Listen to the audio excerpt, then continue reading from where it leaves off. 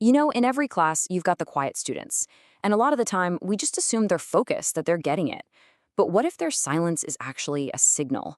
Today, we're going to dig into how we can use data to decode that silence and really help these students not just pass, but actually thrive. And that question, right there, it kind of flips a switch on what we assume about learning. You see a quiet student, and your first thought is probably they're shy or they're on top of it. But the data, it often tells a totally different, and honestly, a much more urgent story. Yeah, this is where it gets really serious. For those students who are already at risk of falling behind or even dropping out, silence isn't concentration. No way. It's a huge red flag. But it's a flag we can actually learn to see before it's too late. Okay, so how do we actually do this?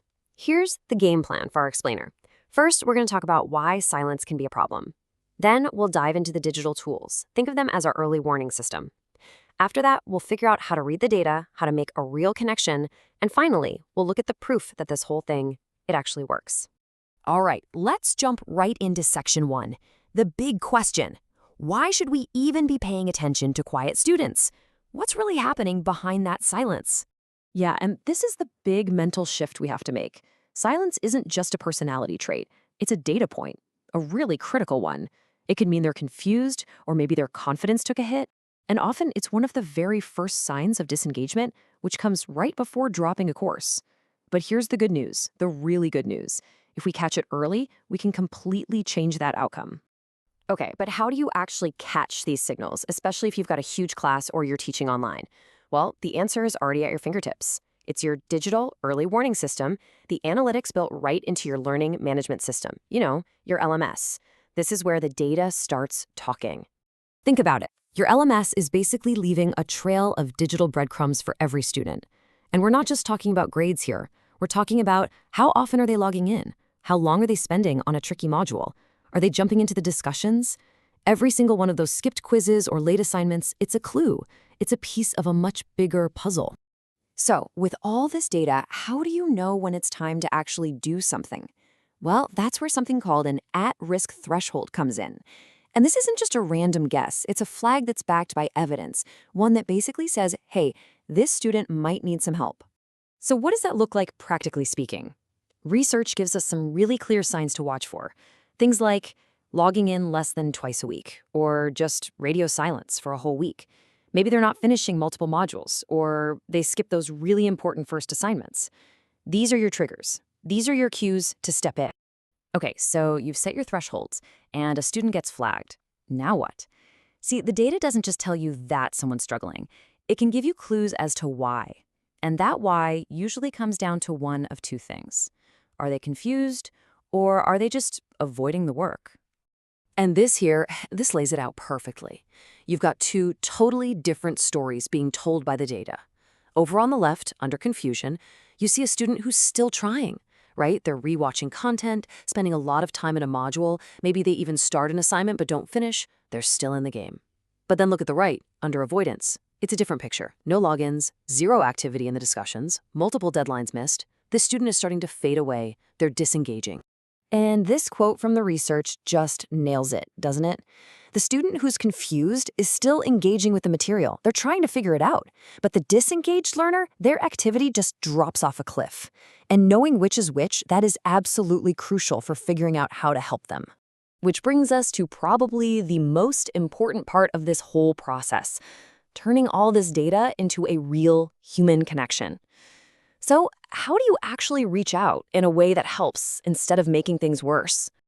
Okay, first things first, the tone you use is everything. This can't feel like you're scolding them. It's not about discipline at all. It's about support. You want it to be warm, personal. You want to show them you're on their team. That's what creates a safe space for them to tell you what's really going on. So for that student who you think is just confused, a really gentle, specific message like this works wonders. Hey, name, I noticed you went through Module 3 but didn't get to the quiz. Is something in there confusing, or is something getting in your way? See, it's super low pressure, and it shows you're actually paying attention to them as an individual. Now, what about the student who's starting to show those signs of avoidance?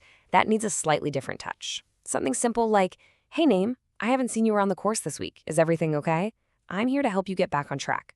Just asking, "Is everything okay?" can be so powerful. It shows you care about them as a person, not just about their grade. It's an open door. And for the student who's really started to disengage, a more motivational approach can be a total game changer. Something like, "Hi, name, we really value your presence in the class. Let's work together on a plan to get you caught up." That little phrase, "we value your presence," reminds them they belong. And offering to build a plan with them makes getting back into it feel possible, not like this huge mountain they have to climb alone.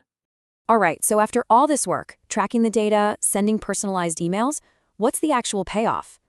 Let's look at the evidence, and then we'll wrap up with the key takeaways you can start using like today. I mean, look at this chart. The data is pretty darn clear. Research shows over and over again that when instructors make this shift from being reactive to being proactive and data-informed, student persistence and retention rates go up.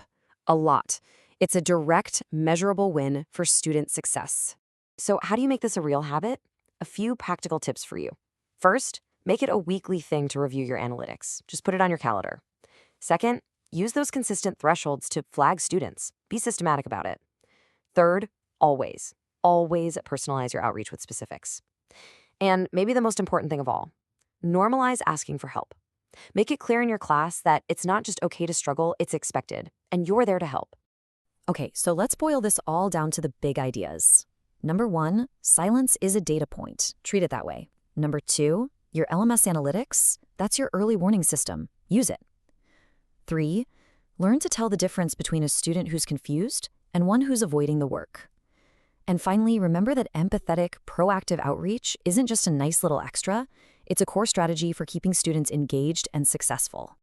Because at the end of the day, this really isn't about spreadsheets and analytics, is it?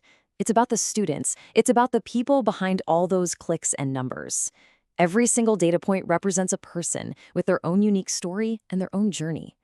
So the real question is, whose story will your data help you change this week?